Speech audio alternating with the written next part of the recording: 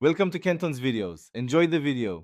You begin by confirming your iPhone runs iOS 16 or later. That feature matters. Once done, unlock the phone and open Settings, then Wi-Fi.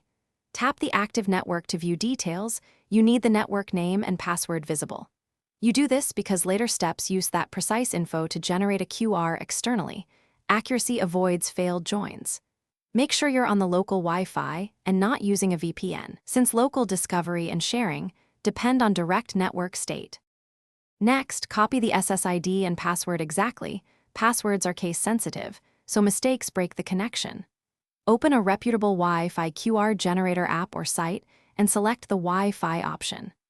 Enter the SSID, select the correct security type such as WPA or WPA2 or WPA3, and paste the password. Once filled, preview the QR to confirm the SSID shows correctly. Then create and save the image to Photos. This QR encodes network credentials so other devices can join quickly. Finally, open Photos and show or send the saved QR image to the person joining. On an iPhone, they simply open the camera app and point it at the QR. A join banner appears, tap it to connect automatically. If the connection fails, first recheck the SSID, password, and selected security type in your generator. Mismatches are the most common cause.